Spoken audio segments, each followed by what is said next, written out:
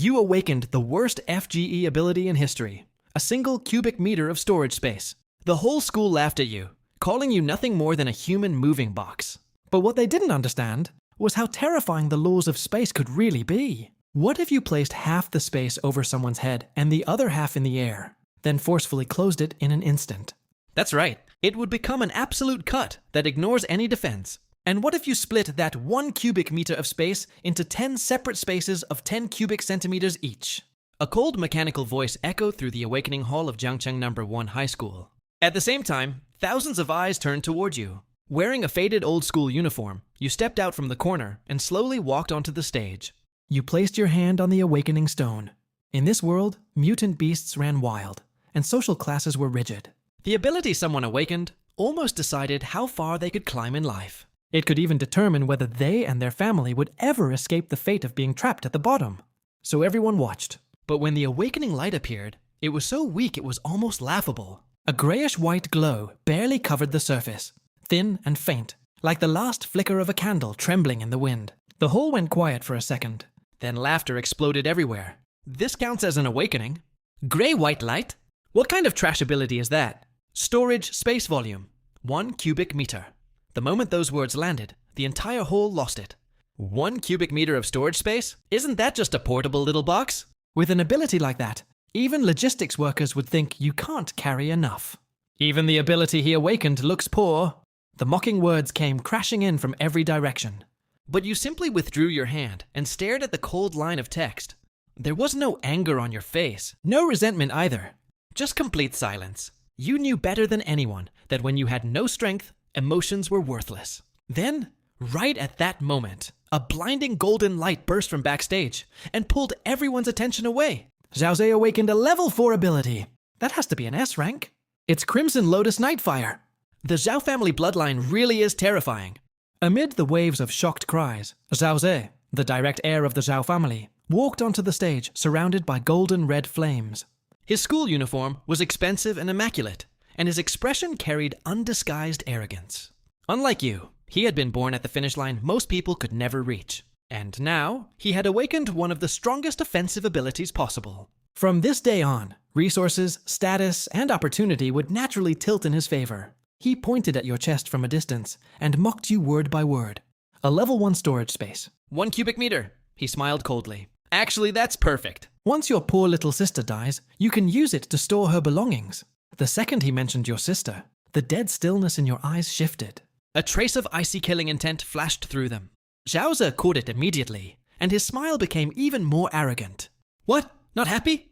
Trash like you are wasting Jiangcheng's air just by standing here and breathing. Then he turned to Instructor Wang. His tone wasn't a request. It was an order. Doesn't the school still have 1 guaranteed admission spot for the War Academy reserved for poor students? I remember it was supposed to go to him.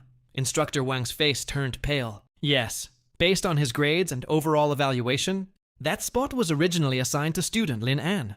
Not anymore. Zhaoze spoke casually, but every word carried the weight of someone deciding another person's fate. I don't want to see a useless idiot who isn't even qualified to be a logistics soldier, taking up resources at a school where I, Zhaoze, am studying. Instructor Wang tried to resist. This isn't according to the rules. Rules? Zhaoze sneered. The flames around him surged. In Jiangcheng, whatever the Zhao family says is the rule. The whole instantly fell silent. No one spoke up for you. They only watched, some with pity, some with amusement, and some with eager anticipation, waiting to see you break down. But you didn't. You simply raised your eyes and looked at Zhaoze. Your gaze was terrifyingly calm, like you were looking at someone who no longer had a future. Zhaoze hated that look more than anything. The smile slowly vanished from his face. Fine, he said darkly. I don't like your eyes. Get lost. Instructor Wang sighed and handed you a form. Sign it. It's a withdrawal application. With an ability like this, there's no point staying in school. Accept reality. Go find a job tightening screws at a factory in the East District. At least you'll be able to survive. You took the form, glanced at it, and picked up the pen. Then you signed your name. Your handwriting was steady. There wasn't even the slightest hesitation. After signing, you handed the form back and turned to leave without arguing once. Because according to your rules for survival, you never argued with someone who was already dead. The moment you walked out of the school gates, the sky turned completely dark. Lightning tore through the clouds, and heavy rain came crashing down, soaking you in seconds. But you walked forward numbly, as if you couldn't feel the cold at all. Then the second-hand phone in your pocket, its screen cracked like a spiderweb, suddenly vibrated. You answered. A cold voice from Jiangcheng First Hospital came through the line. This is Jiangcheng First Hospital. Your younger sister, Linxia's abyssal frost syndrome, has suddenly worsened. She has been transferred to the ICU. You must pay 100,000 star coins within 24 hours for the #1 special medicine. If payment is not made, we will be forced to stop treatment according to hospital policy and remove the patient from the ICU.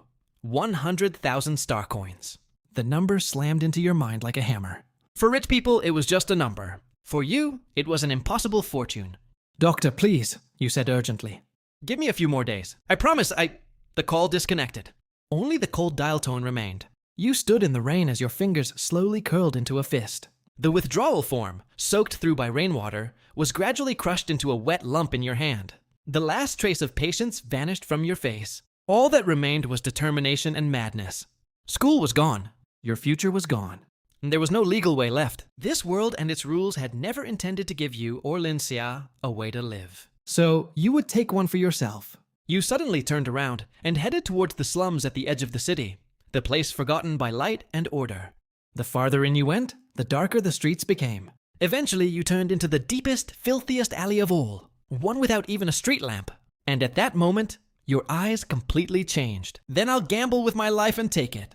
The words had barely left your mind when a stench strong enough to make you gag rushed out from the depths of the alley, mixed with the rank smell of a beast. Then 2 blood-red lanterns lit up in the darkness. They weren't lanterns. They were eyes. A second-rank mutant beast that should have been outside the city walls stood in front of you. A shadow wolf. These beasts were known for their speed and strength. They were nightmares for new recruits. An ordinary person facing one head-on would be lucky to survive 3 seconds. The thought of running flashed through your mind. Then you crushed it yourself. Turning your back on a wolf would only make you die faster. So instead of retreating, you stepped forward. You lowered your center of gravity and grabbed a rusted steel rod from the ground, one end sharpened into a point. You held it across your chest. It was instinct, earned through pain and broken bones in the slum's underground fighting rings. The more afraid you were of losing against a stronger enemy, the faster you lost. Only by being more ruthless and more desperate than your opponent could you force out even the smallest chance to live. Man and wolf faced each other in the muddy alley. The next second, the shadow wolf moved. It lunged like a black blur, going straight for your throat. You could barely see it. Relying only on the instincts you had developed through countless life-or-death fights, you twisted hard to the right at the final moment. You avoided its jaws, but its claw still ripped across your left shoulder and arm, tearing off a huge chunk of flesh. Blood sprayed out. The pain made your vision go dark, but you didn't retreat. Instead, the pain seemed to ignite something savage deep in your bones. You roared and used the momentum of your twist to drive the steel rod toward its eye. The attack was fast enough, ruthless enough, but you had still underestimated a second-rank beast. The shadow wolf twisted its head in midair. The steel rod missed its eye and struck its hard skull instead. It only pierced less than half an inch before getting stuck. The wolf howled in pain and rage, then violently threw its head. You lost your grip on the rod and were dragged to the ground. What followed was a truly savage fight. You and the wolf rolled through sewage and mud. Its claws tore open your flesh again and again, while you fought like an animal that had completely lost its mind. You gave up most of your defense and used your fists, elbows, knees, even your teeth to attack every spot that might kill it. 3 deep claw marks opened across your back, deep enough to show bone. Your shoulder kept bleeding.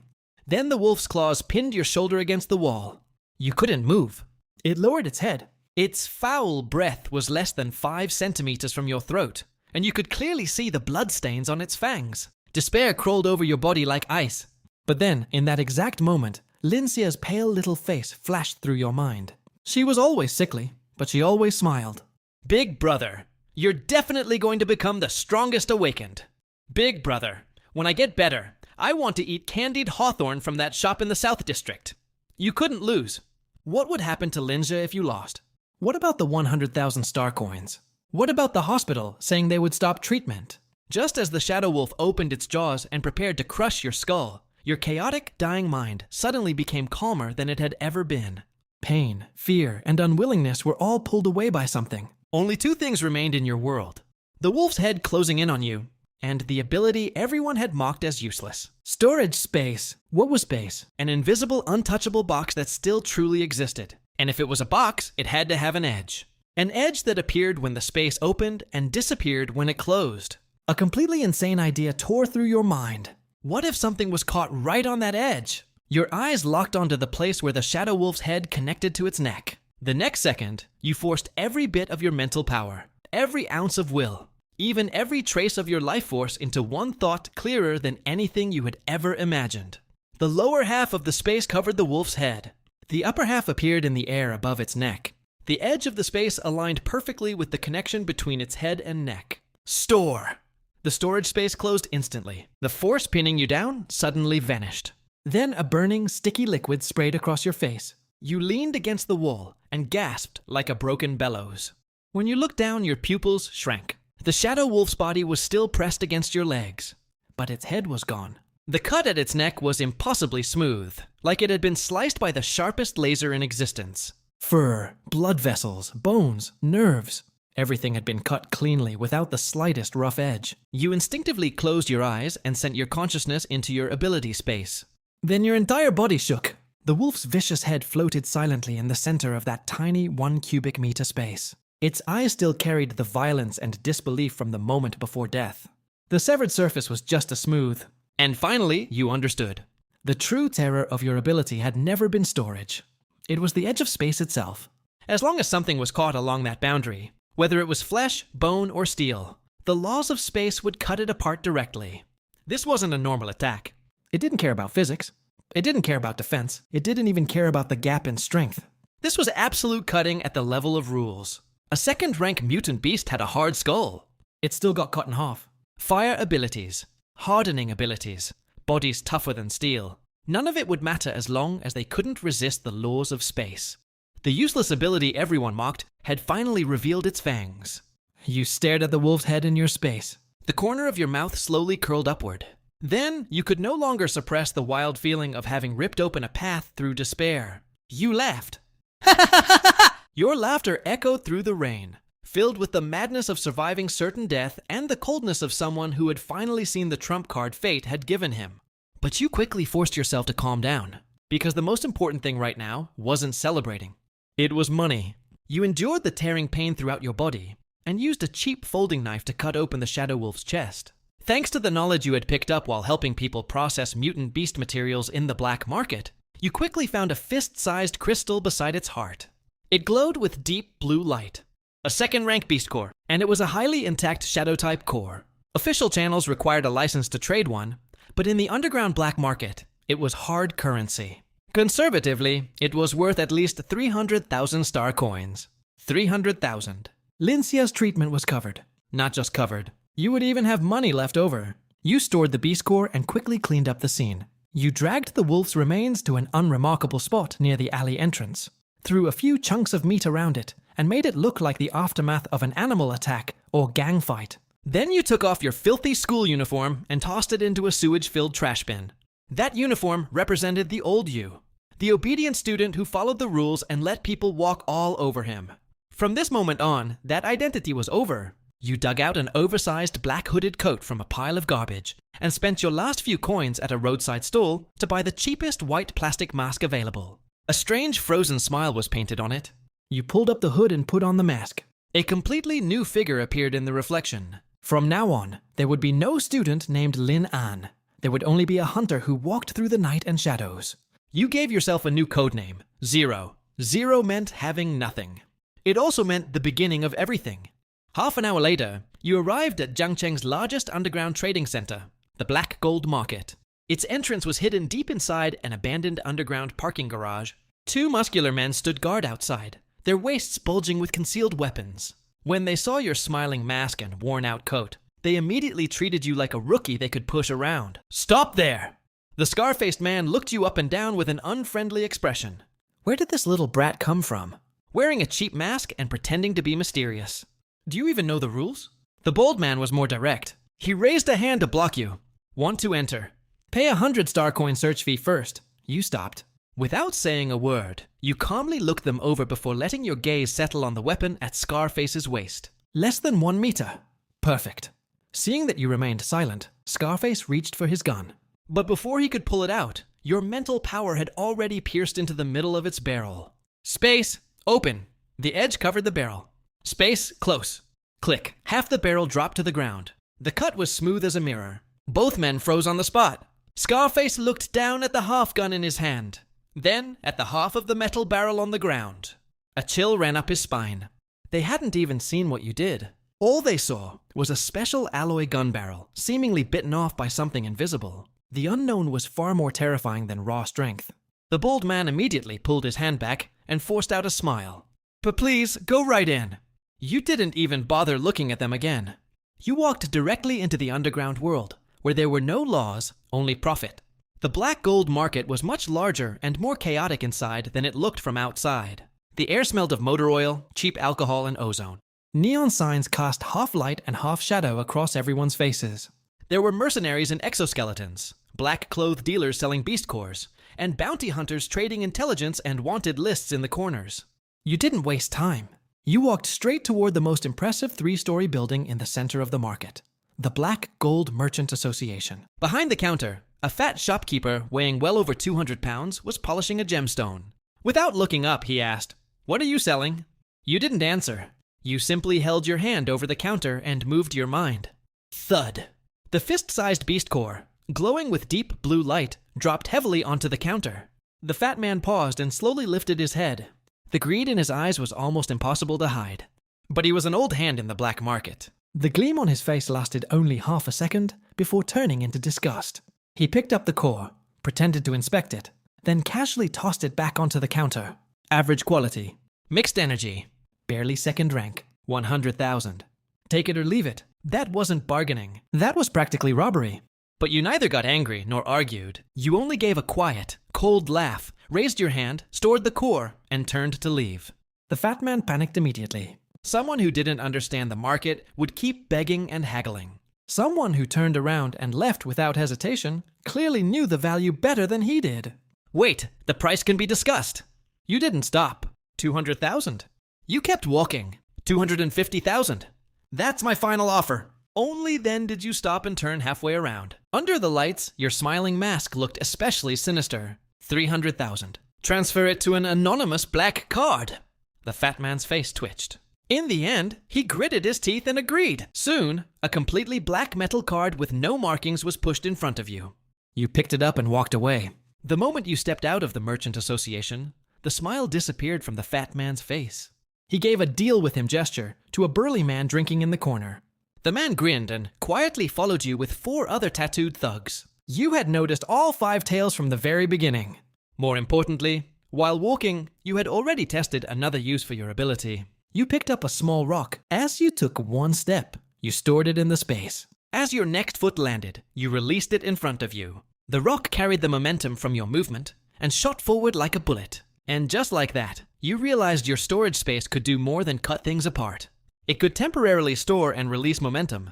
A more efficient plan for killing them quickly formed in your mind. You deliberately led the 5 men through the maze-like passages of the black market, twisting and turning until you reached an abandoned 3rd-level underground parking garage. It was dark, remote, empty, and had no cameras. The perfect place to handle a problem. Sure enough, once you stopped, the 5 men immediately surrounded you from different directions and blocked every possible way out. The burly leader held an alloy machete. His face was full of the playful cruelty of a cat toying with a mouse. Kid, you sure know how to run. Leave the card behind, then hand over everything else you've got. We're in a good mood today, so maybe we'll let you suffer a little less. You slowly turned around. Your white smiling mask looked strange and terrifying beneath the dim yellow lights. You didn't get angry. You didn't threaten them. You only asked in a voice so calm it carried no warmth at all. Are your heads worth anything? The burly man froze for a moment. Then he exploded in rage. Holding the machete with both hands, he brought it down toward your head with all his strength. The blade tore through the air with a violent whistle. For an ordinary person, that swing would have split them from head to chest. But you didn't retreat. You stepped into the strike. The instant the blade came down, the edge of your space swept across it first. The sharp front half of the machete disappeared into thin air. The burly man suddenly felt his weapon go light. His full force swing missed, throwing him forward. And you had already slid into the space less than a meter from him. Space open. The edge covered his neck. Space close. A dull sound echoed. The ferocity and rage on the man's face froze instantly. His head, along with the tattoos on his neck, disappeared. The next second, blood erupted from the severed neck. His headless body continued its forward motion before crashing heavily to the ground. The air went dead silent. The remaining 4 thugs froze. The expressions on their faces were locked in place, leaving only pure terror. They didn't even understand what had happened. They had only seen a living man's head disappear. Finally, one of them screamed like he had lost his mind. "Ghost! It's a ghost!" All 4 turned and ran, but you had no intention of letting them leave alive. You stomped forward and chased the closest one like a shadow sliding across the ground. The man didn't even have time to turn around. He only felt a coldness at his neck. Then he knew nothing. The second fell. The third fell. The fourth fell. The fifth fell. You made no unnecessary movements.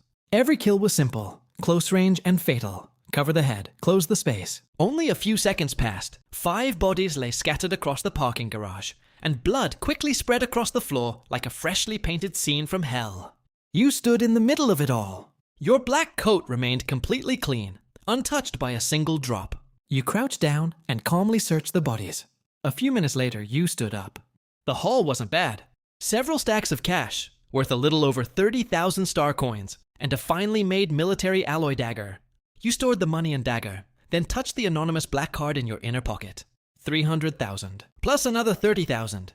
It was enough. Finally enough. Behind that strange, smiling mask, your eyes seemed to pierce through layers of darkness and see the pale little face in the hospital ICU. The eyes that had always been cold and lifeless finally softened slightly. "Xia," you whispered. "Big Brother has enough money to save you now." You carefully placed the black card back into your inner pocket, then turned and left, abandoning the blood-soaked parking garage to the darkness. Less than 5 minutes after you left, hurried footsteps echoed through the garage. The fat shopkeeper from the Black Gold Merchant Association arrived with more than a dozen fierce guards carrying energy guns. Where is he? Damn it! 5 against 1 and you still let him get away? When I catch that brat, I'll personally... His curse stopped the instant he saw the scene in front of him.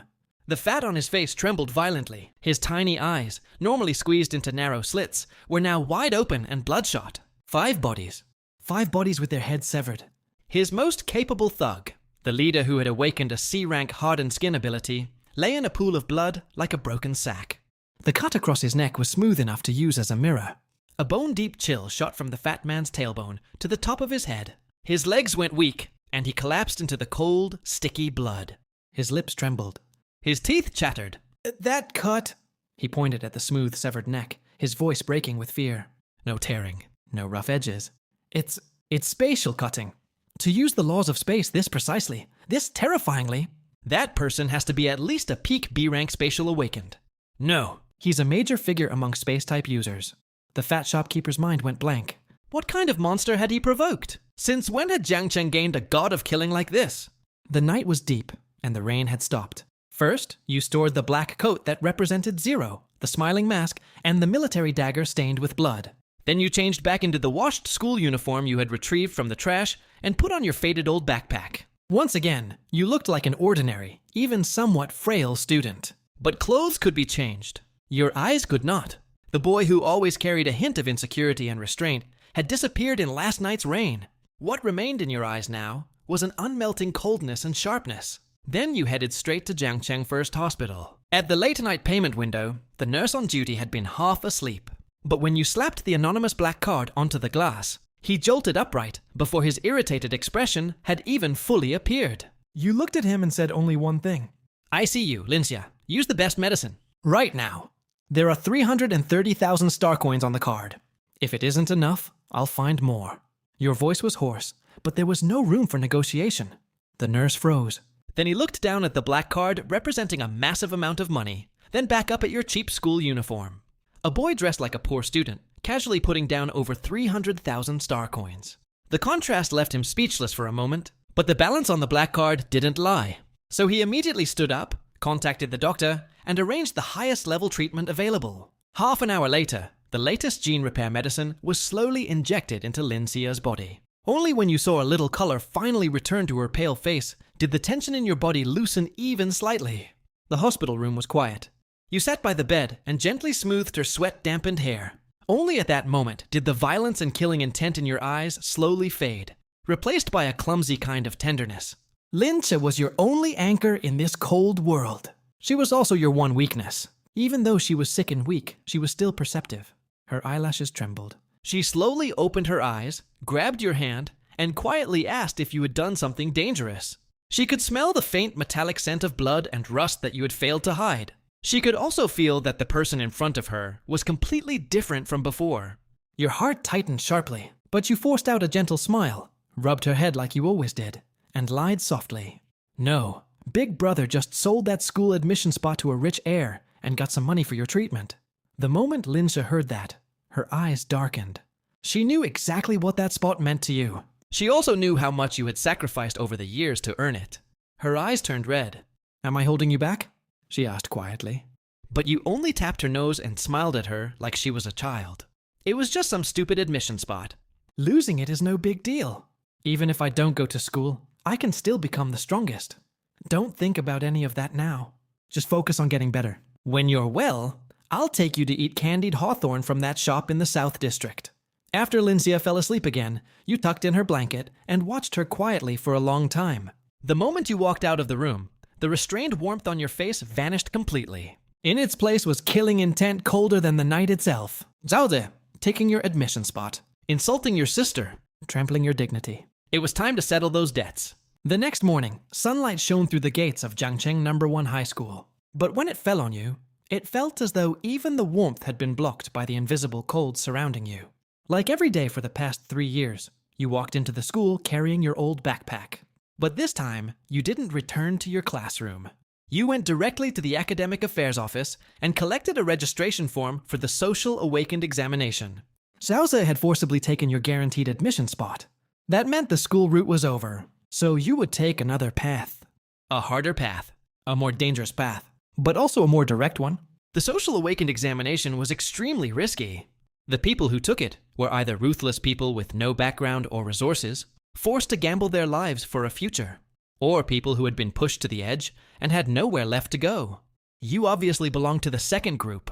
But just as you walked out of the office holding the form, an extremely grating voice came from down the hall.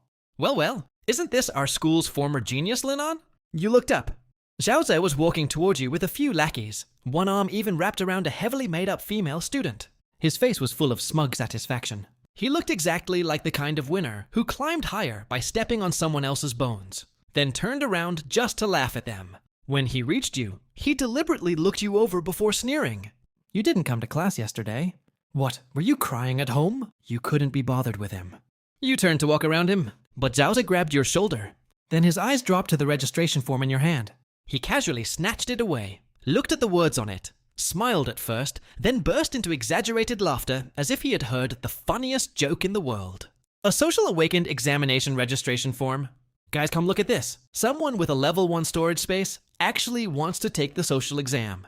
Are you tired of living? Planning to go into the wilderness and deliver yourself to mutant beasts?" His voice was loud, and students quickly gathered around the hallway. Some whispered that you must have been driven crazy by the stimulation. Others shook their heads and sighed, believing someone like you taking the social exam was basically choosing death. And some were simply there to enjoy the show, waiting to see whether you would lower your head and accept your fate after Zhao Ze crushed you again. To them, your silence and patience in the past had always looked like weakness, so they all believed this time would be no different. But just as everyone thought that, Zhao Ze threw the registration form onto the ground. Then he raised his foot and stomped on it with his limited edition tactical boots, each pair worth tens of thousands of star coins. He ground his foot back and forth while looking down at you. "A worthless idiot should stay where he belongs. This paper is your delusion. Crushing it is as easy as crushing an ant. If this had happened before, you might really have lowered your head, silently picked up the paper, and swallowed every bit of humiliation. But this wasn't before. You slowly raised your head. There was no angry roar on your face. No tears of humiliation, only a terrifying calm. Your pitch-black eyes looked like two abysses that swallowed light. The next second, without any warning, bang! A dull explosion echoed through the hallway. Your body dipped slightly, and your right leg became a blur almost too fast to see. A brutal front kick slammed squarely into Zhao Ze's stomach. The kick was too fast, too heavy. The mocking expression on Zhao Zei's face didn't even have time to disappear before his entire body was hit like he had been rammed by a charging beast. His body folded over. Sour liquid and bile sprayed from his mouth. Then his feet left the ground, and he flew backward more than 3 meters. Crash! His back smashed into the hallway display board. The tempered glass shattered instantly, sending countless fragments flying in every direction. The entire hallway fell silent. No one expected you to attack. And no one expected you to send Zhao Zei flying with a single kick.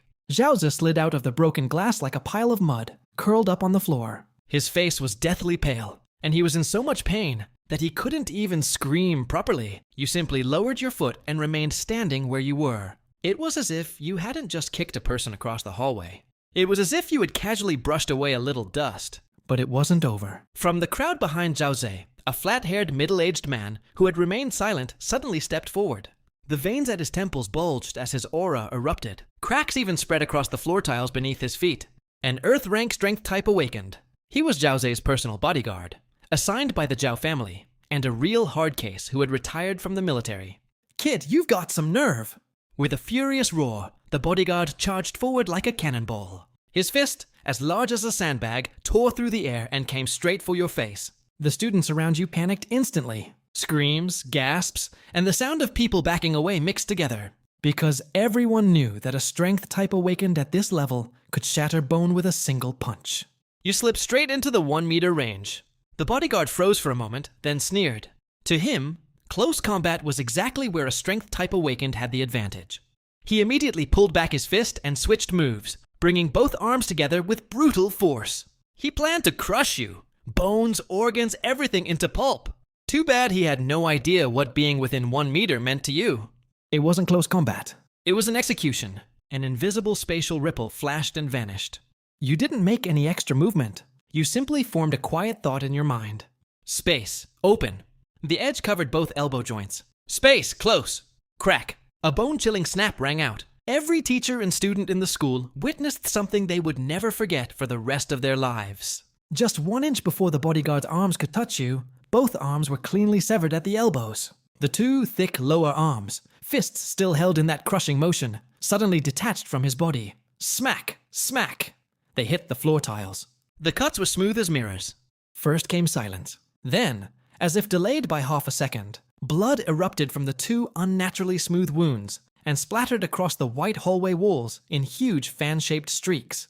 The bodyguard looked down at his empty elbows, then at the severed arms still twitching on the floor. The savage look on his face froze completely. Only when the pain finally reached his brain did he let out a scream that barely sounded human. He dropped to his knees and writhed across the floor like a slaughtered animal. The entire hallway was so quiet that you could hear a pin drop. Everyone was stunned. They hadn't seen what you did. They hadn't even sensed any obvious ability fluctuation. But somehow, a strength-type Earth rank awakened had lost both arms. You calmly stepped over the bodyguard screaming in his own blood and walked toward Zhao Zei. At this point, Zhao Zei was completely terrified. His face was white as paper. He crawled backward on his hands and feet, and his pants quickly darkened as he lost control of his bladder. You stopped in front of him. Then, under the shocked, fearful, and awestruck stares of hundreds of people, you slowly raised your foot. Your cheap, faded sneaker came down hard on Zhao Zei's twisted face, grinding his head into the cold floor covered in broken glass. Humiliation. A humiliation like nothing he had ever known. You looked down at the face distorted by fear beneath your foot. Your voice wasn't loud, but it carried through the hallway like an Arctic wind. I don't want your guaranteed admission spot. At the national exam, I'll personally crush everything you're so proud of in front of everyone. Then you lifted your foot, no longer interested in looking at him. You turned around, bent down, and picked up the Social Awakened Examination registration form, now covered in footprints. You gently brushed off the dust. Then, with your old backpack on your shoulders, you walked away through the path everyone automatically made for you. Sunlight streamed through the hallway windows, stretching your shadow across the floor. Lonely, silent, yet carrying a pressure so overwhelming that no one dared look directly at you. At the same time, in the principal's office, the old principal stared at the surveillance replay with trembling hands. The footage had frozen at the exact moment you severed the bodyguard's arms. There was no obvious spiritual energy leak. No exaggerated energy surge. Even the spatial distortion was so faint, it was almost undetectable. And that was exactly what made it terrifying. because it meant your ability wasn't striking anything with force. It was directly acting on the rules themselves. The more the old principal watched, the more frightened he became. He lost his grip on his teacup, and it shattered on the floor. This isn't a level 1 storage space. This is the manifestation of spatial law itself. At that moment, he finally realized Jiang Cheng had produced a true monster. He immediately pressed the emergency button and ordered that the 3-minute surveillance recording of you be classified as S-rank confidential material. All original data was to be sealed, and no one was allowed to access it. He also ordered your complete records from the last 3 years to be brought to him. Clearly, he intended to reevaluate the student everyone had once dismissed as worthless. But just as the school was beginning to realize your value, the Zhao family had already developed a genuine intent to kill. Inside the Zhao family villa, beneath an extravagant crystal chandelier, the atmosphere was heavy enough to suffocate. Zhao Ze lay on a sofa with a swollen face, screaming that he wanted revenge and that you had to die. Zhao Xiong stood before the floor-to-ceiling window, listening to the full report in silence. Then he directly made an encrypted call. The person on the other end was called Hound. They were a team of desperados who did dirty work in the wilderness. Zhao Xiong opened with an offer of 10 million star coins for your life. But after Hound learned that you had crippled an Earth-rank bodyguard's arms in a single exchange, they immediately raised their price. They demanded another 5 million to upgrade their equipment. They also made one thing clear. They would only create an accident. Any evidence would be cleaned up by mutant beasts, and the military would never find anything suspicious. Zhao Xiong agreed without hesitation. As far as he was concerned, no matter what kind of monster you were, once you entered the wilderness, you would eventually become another corpse torn apart by beasts. 3 days later, there were only 15 days left until the National Awakened examination. Jiang Cheng's military and education department organized one final large-scale combat trial. The location was Wilderness Zone 07 outside the city. Every senior student was desperate to participate, not only because it would directly affect their evaluation in the national exam, but because the military had offered unbelievably generous rewards, especially for first place. The prize was a 3rd-rank energy core of immeasurable value.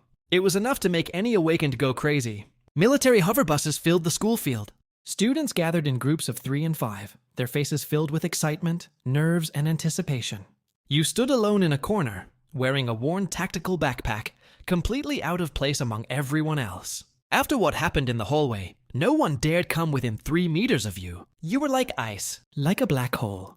People instinctively feared you, and instinctively stayed away. Then a striking figure walked through the crowd and stopped in front of you. Su Wei, the pride of Jiangcheng No. 1 High School, recognized as its No. 1 genius. She had awakened an S-rank ice ability, and had always stood at the center of attention and praise.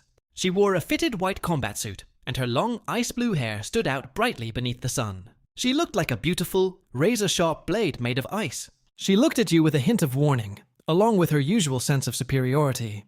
The wilderness isn't a school hallway. You're only level 1. You'd better stay with the main group. Don't throw your life away just to show off. From her perspective, it might have been kindness. But to you, kindness built on the assumption that she was above you, and that you should listen to her, was irritating in itself. So, you only looked at her once, and replied coldly with 2 words. Too noisy. Su Shui froze. She clearly hadn't expected that after lowering herself to warn you, those would be the words she got in return. Anger immediately rose in her face. She turned around and left with a cold expression. Ungrateful jerk. Let's see how you fall apart in there. You lowered your head again, as if nothing had happened.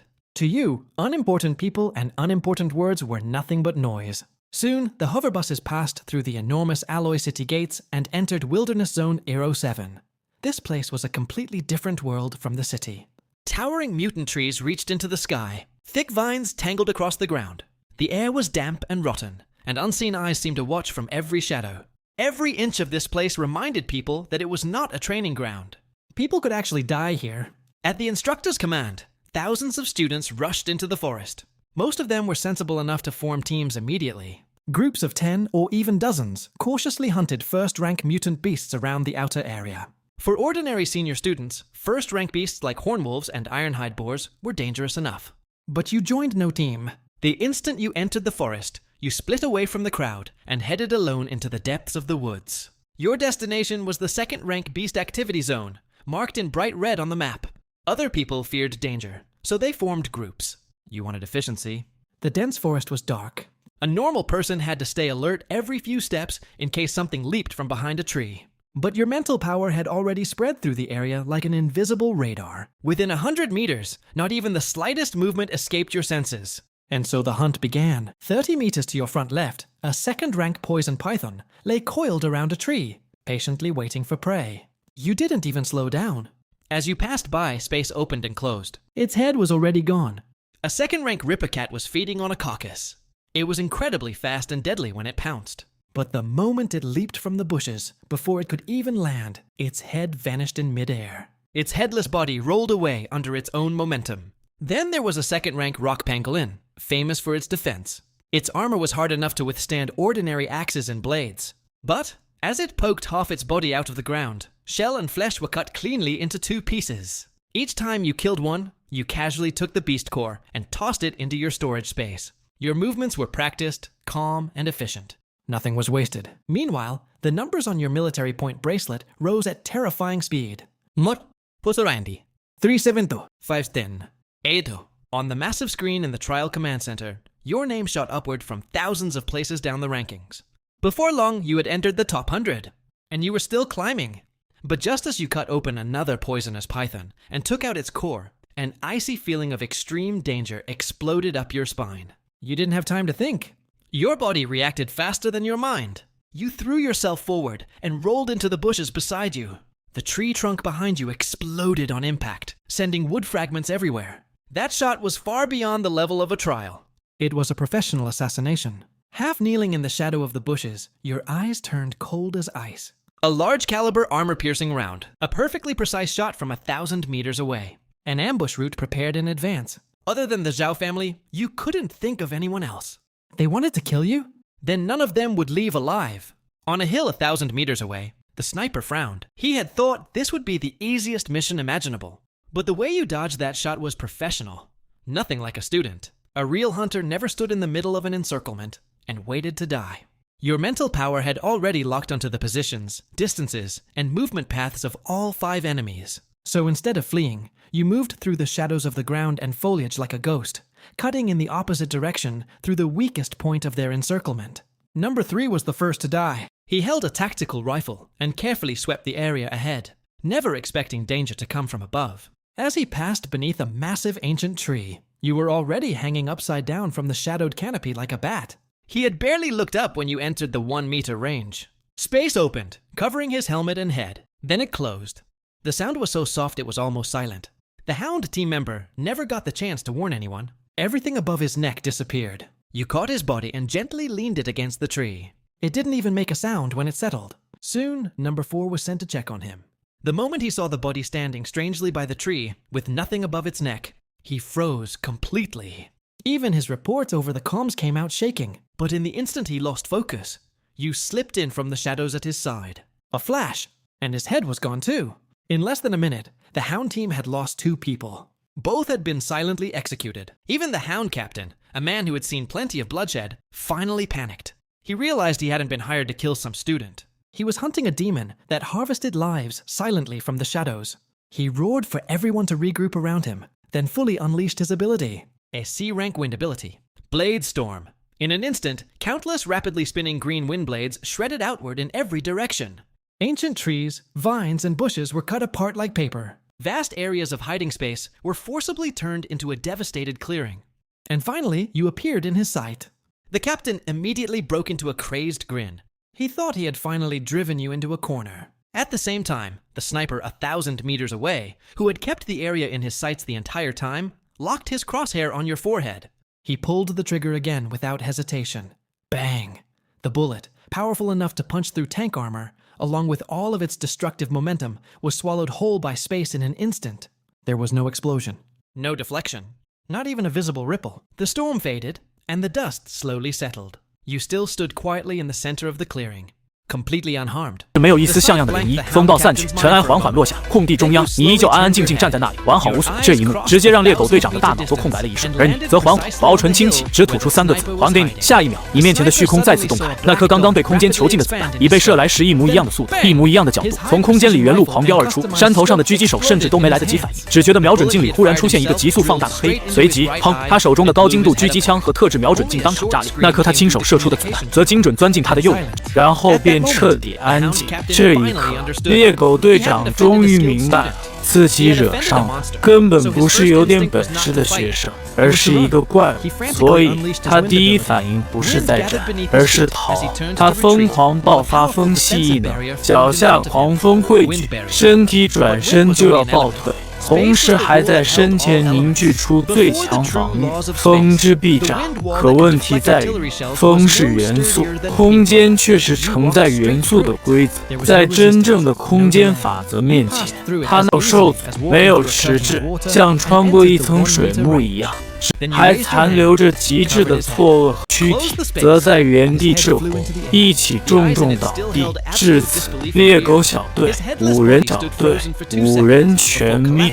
从第一枪响起到队长身首异处，整个过程不超过3分钟。你没有急着搜刮战利品，而是先检查现场，因为你很清楚，这种专业脏活往往真正有价值的东西不在枪里，也不在背包里，而在通讯记录里。果然，很快，你从队长的战术背心里翻出一个还亮着微光的军用通讯器，而就在你把它拿起来的瞬间，里面传来了赵雄那又急又阴沉的声音。猎天师里的2阶1意外。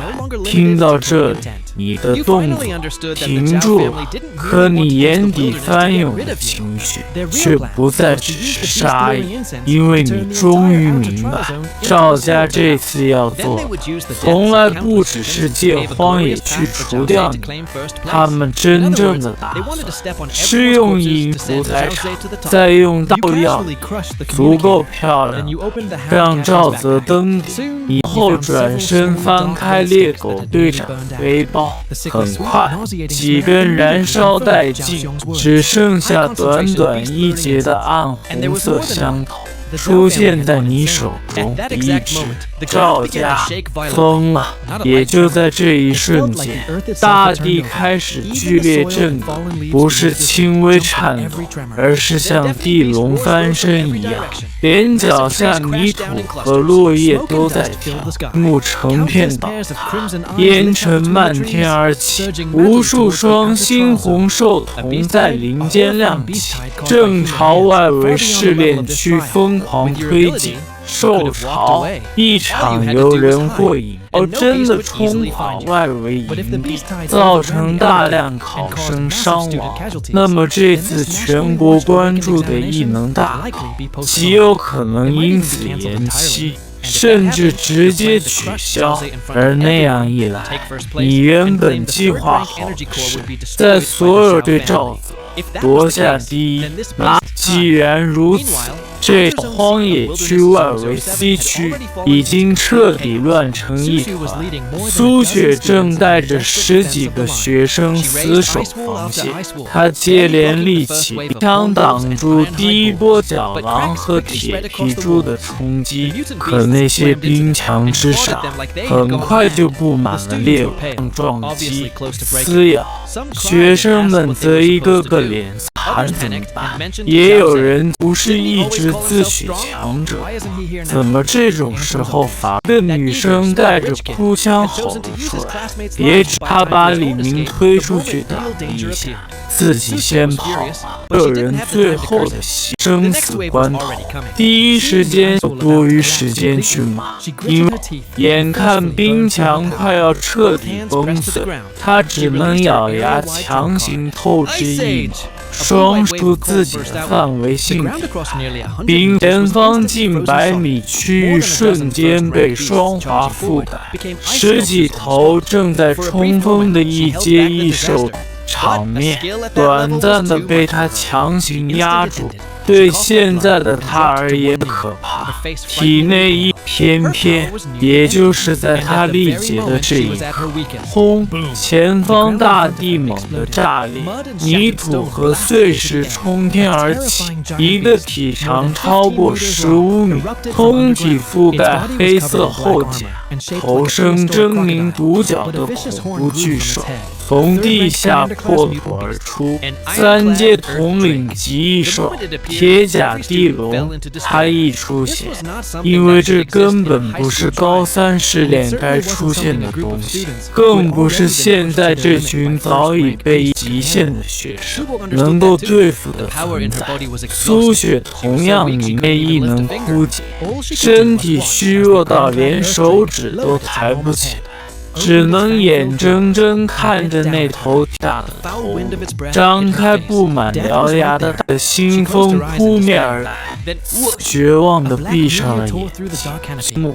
从数十米高的树冠之上，一字塔悍然坠落。咚！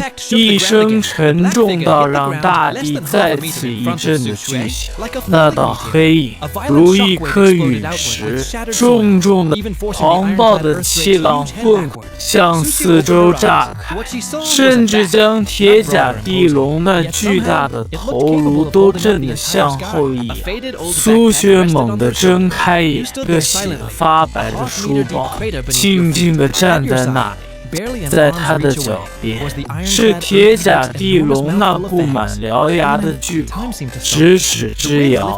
林安，时间仿风掀起你的额发，你手里还握着从猎狗队长遗物中那道背影，明明不算高大，却像一堵山，硬生生挡在苏雪和那头3阶统领之间，把身后的腥风血雨尽数隔开。色骤变，失声喊道：“林安，你疯了！快跑！那是3没命的。”然而，你连龙显然也被彻底激怒。张镇的周围学生齐齐昏厥。紧接着，他那条布满骨刺的巨尾像钢铁巨鞭般必败无疑。完蛋！电光石火之间，你的脑子已经完成判断，1立方米的空间收不下这头巨兽的整个头颅。常规切割对他意义不大，想解决他最薄弱的位置下手，只取要害。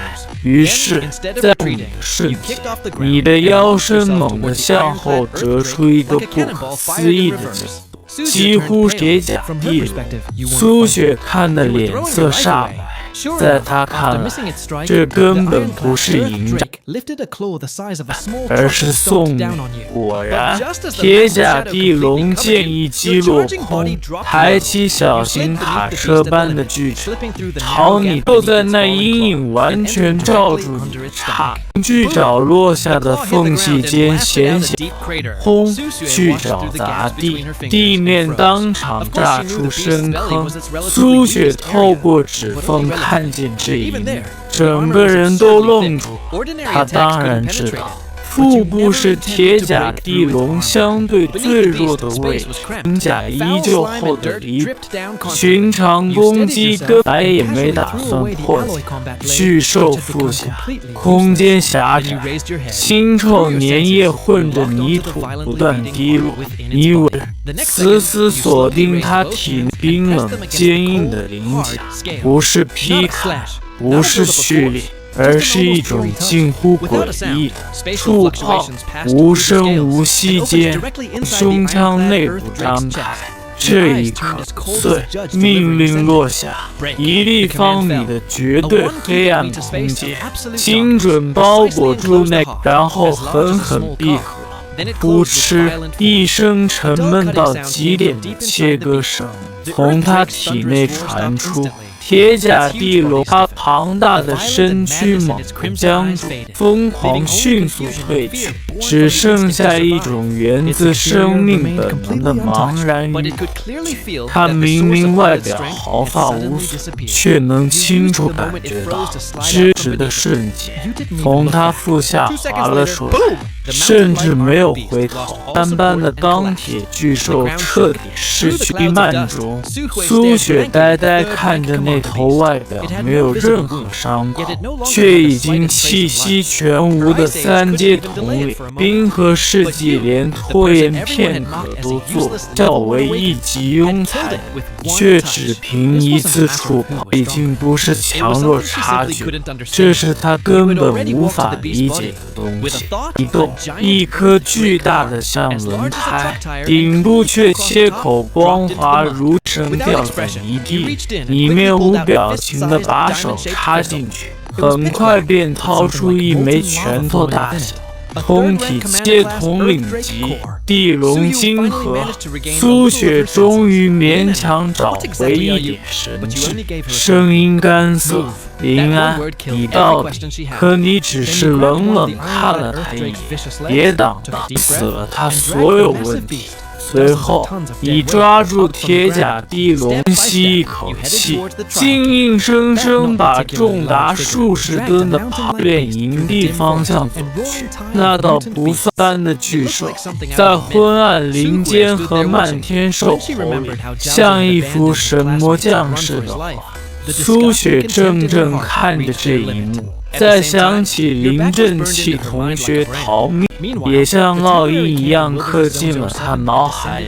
而与此同时，07号荒野区临时营地防线摇摇欲坠，雷达上不断逼近的大片红影，脸色们偏偏就在这时，赵泽连滚带爬冲了进来，扑倒在地，声泪俱下的喊道：“长官，我知道受潮子急庸才干，上校清楚。”于是赵泽立刻开始不知道从哪弄来了高浓度蚁兽香，到处乱扔，还扬言要拉所有人陪葬，趁你已经丧命在兽巢里的机会，把自己洗成笑，脸色越来越差。赵泽心里暗喜，正准备再添一把火，可偏脚步声从营地入口处传了过来，咚咚咚，那声音越来越近，像是每一步都踩在快，迷雾被缓缓撕开，在所有人惊骇欲绝的木头小山般的三阶大身躯一步步走，浑身泥污，面色冷漠，像刚从炼狱里走出的魔神。你无视了所有目光，然后把另一只手里提着的猎狗小队战术背包以及那个被你脚下赵家要给我一个交代，这些是你们调的吗？死寂，一人白的像我。他甚至脱口而出一句：“你没死。”说完才意识到自己几乎等于不打自招，你懒得理他，抬脚提红香头、猎狗队长的身份牌，以及那个还在闪着微光的通讯器，一起播放键，赵雄那阴沉急切的声音，顿时通过扩音功能响彻整个营地。只要把那东西扔到他身上，方圆10里的2阶异兽都无存，军方也只会定性为一，瞬间炸。真是赵家干的，买凶害人，还想害死我们所有人。赵泽这个败类，上校的脸色在这一刻难看到了极点，瘫在地上尖叫，说你一个1级怎么可能解决得了猎狗小队？怎么可能拖得回3阶地龙的身躯？这一切都是栽赃。听到这里，你终于露出一丝冷笑。1级，你抬起手。亮出一个染上污迹的学生监控手。你不知上，画面里小狼扑来，赵泽不但没有救人，反而一把将身边的李明推出去挡在身前，自己则头也不回地逃命。镜头最后定格在他那张因为兴奋和扭曲而狰狞，那么这段画面就彻底点燃了杀意。赵泽，你还我兄弟命来！这种人渣不配活。偏偏就在这时，苏雪也在几名女生的搀扶下赶过来。她脸色苍白，却还是咬着牙当众作证。我可以证明，赵泽临阵的所有人有了 S 级天才的当众指证，赵泽最后一点挣扎也彻底被碾碎。上校深吸一口气，崩溃，凄厉惨叫着喊罢。而也就在执法队即将抓住他的瞬间，谁敢动我儿子？一声暴喝如雷炸响，一股恐怖到让空气都凝固的五阶威压轰然席卷退倒，弱一点的直接昏死过去。紧接着，一道穿着奢华的中年身影瞬间出现在赵泽身前。大熊，他根本没死盯住，眼中杀机爆炸。小子，竟敢污蔑我！毁我赵家声誉，今天谁也救不了你。话音未落，一只能量巨爪已经朝你头顶狠狠抓下。五阶胸前悄然扭曲，要先废掉赵雄一条手臂，身前炸开，补冲出一拳，结果赵雄那只能量巨爪当场寸寸崩碎，把他整个人打得口吐液体。连撞数座军用帐篷才狼狈摔下，一拳重创五阶、六阶，上校缓缓收拳，眼神冷得骇人。在我军方营地公然袭杀军方证人和本次试炼第一名赵雄，你是想让赵家满门陪葬吗？这一句话彻底判了赵家父子的结局。很快，赵雄和赵泽都像破麻袋一样被拖走。至于那场由赵家精心设计的阴谋，也在众目睽睽之下彻底败露，已成了敬畏，甚至恐惧。而上校转身看向你时，眼底的怒火已经散去，取而代之的是毫不掩饰的欣赏和炽热。林安，你斩杀3阶本次联合试炼的第一项，递到你面前，跳过所有流程派的能量，心里那块石头总算稍稍落了一点。可紧接着，你还是抬起头，缓缓摇军之前，我得先用它回到第一中心医院。可偏偏命运像是在故意嘲弄你。推开 ICU 病房门时，预想中妹妹安静沉睡的画面并没有出现，取而代之入边缘都结出了狰狞冰花。她嘴唇轻紫，胸口起伏微弱的近乎停止，全在疯狂闪烁红灯。你脑子嗡的一声，冲到主治医生室，之前不还好好的吗？医生满头冷汗，语速快得几乎要喘不上气。变异了，你妹妹体内的深渊寒化症突然恶性变异，那股寒气像有了自我意识，在排斥和推动间。说到这里，他看向你手中的金属箱，眼神又像看到救命稻草。又像看到催命符。3阶地龙核心的能量太狂暴，现在用不但救不了他，反而会像往滚流里泼水，瞬间引爆他体内寒气，让他当场化为冰。把你一路拼命换来的希望，瞬间让病床上那个睫毛都结出冰花的小姑娘脸上所有的答案。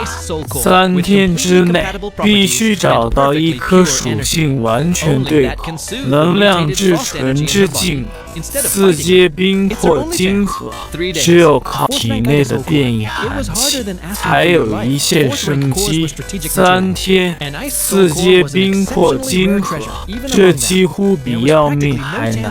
4阶晶核本身就是战略物资，更别说冰魄晶核这种同阶里都极其稀有，不可能有。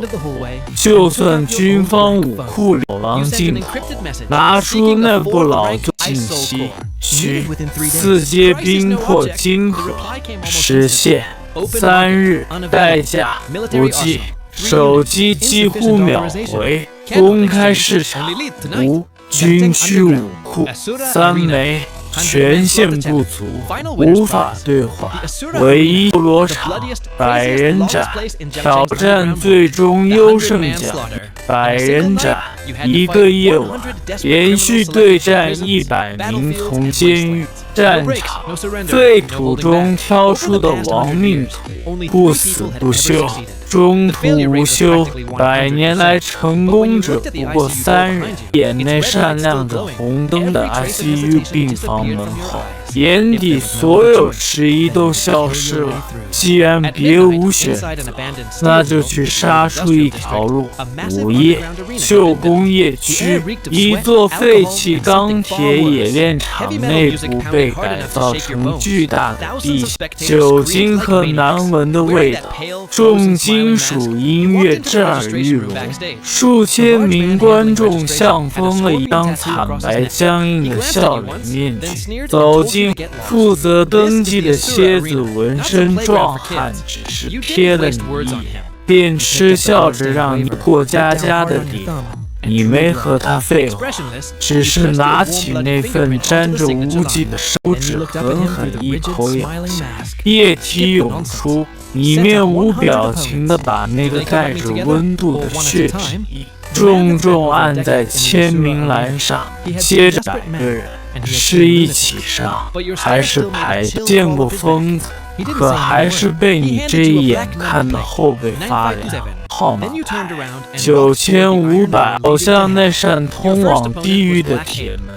巅峰兽化异能者，身高超过2.5米，浑身黑毛，力大无穷，以残暴闻名。观众席原本还在起哄嘲笑，觉得你这种瘦弱身板正开始落下。黑猿怒吼着扑来，剧场拍碎。可就在他碰到你，只是微微侧身，与那庞大身躯错身而过。噗！一声轻响后，黑天到视线下，他那颗海落赤红冲天而起，彻底沸腾。9527的名字，第一次响彻修罗场，可紧接着。第2场、第5场、第10场、第37场，所有人便渐渐发现自己化作残影游走，结果刚靠近，身体便从中间一侧动着漫天撒谎，你却像窗户面前。下一秒，他的人无论强攻、偷袭、远程，一击毙命，没有多余招数，甚至没有什么像样的战斗过程。你只是靠近，然后对方就倒下了。于是，观众席上的欢呼越来越少，取而代之的是压抑到极点的沉默与倒吸冷气的声音，因为所有人都看出来，你不是来挑战100人斩，你是在清场，是在收割。等到甚至9520液体染成暗火，而你站在那里，连呼吸频率都没有乱过，整个修罗场鸦雀无声。与此同时，顶层豪华包厢里，修罗场主人今夜脸色阴沉的可怕。那枚4阶冰魄金核，本是省城某位大人物，你却已经差一步就要把它收入囊中。星爷冷笑一声，直接按下了墙上的协议，让泰坦上最终挑战由特殊合金打造的巨门缓缓升起，一股比之前所有对手加起来还要恐怖100倍的凶悍气息，如同实质的洪流，从门后的黑暗中喷涌而出。一个身高近3米。他每走一步，整个八角笼都在微微颤，惊恐的尖叫。他不是被关在黑狱最底层吗？怎么会出来？已经徒手撕开过4阶异兽，吃了满地的倒下之人。那双定了他咧开嘴，声音如同金属摩擦般刺耳。小子，你的杀戮游戏轮到我。泰坦的声音像是平静，却比咆哮更渗人。小子，你的杀戮游戏到此为止。现在轮到我。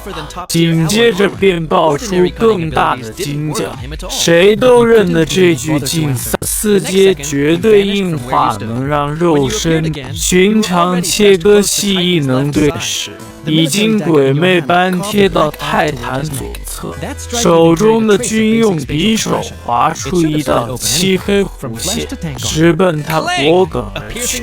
这一刀甚至裹进了一丝最机灵猛的炸弹。火星4阶，你手中那把削铁如泥的匕首，竟在触碰到他皮肤的瞬间寸寸崩断，只留下了一道几乎转瞬消失的浅白痕迹。话音未落，他反手就是一拳，没有任何花哨能量，也没有复杂招式，只有凝练到极点的纯粹力量。快，太快了！你明砰！这一拳像列车，狠狠轰得倒飞出去，砸进合金铁网，铁网当场凹陷。紧接着，一口液体水战斧，全场瞬间安静，随即又爆出更疯狂的喝彩。刚才还被你连斩99人的恐惧压得不敢出声的口一样，拼命嘶吼。包厢里，星爷重新端起酒杯，神情